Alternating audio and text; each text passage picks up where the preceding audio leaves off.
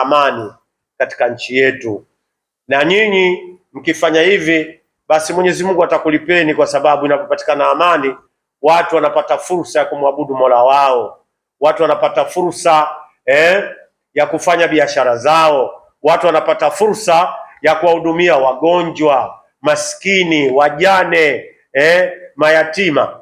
Haya hatuwezi kuyafanya kama amani itaondoka katika nchi yetu.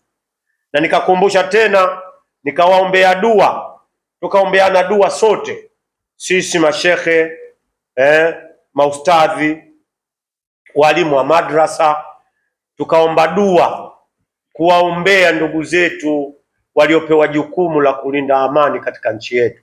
Na tukasema tutakuwa na dua kubwa kabla ya kupiga kura, kufanya dua kubwa kuomba amani katika nchi yetu, ili zoezi linalokuja lipite kwa amani na salama, na inshallah kwa uwezo wake Allah subhanahu wa ta'ala, Mwenyezi Mungu aliyeumba mbingu na ardhi, anajua, yeye anajua kwamba amani itakuwepo na izidi kuwepo, na tunamuomba Allah subhanahu wa ta'ala atuletee amani ili tuweze kuabudu.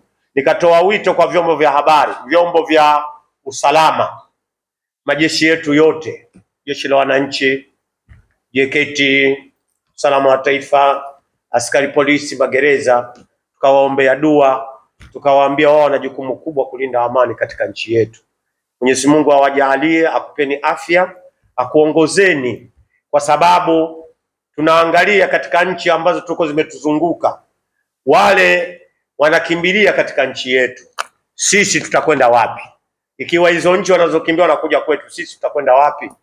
Kwa hiyo tukaomba dua, tutaomba dua kubwa sana ili Mwenyezi Mungu aendeleze kuwapeni nguvu, kuwaondolea maradhi, kuwaondolea kila shari baya kwa ajili ya kulinda amani katika nchi yetu.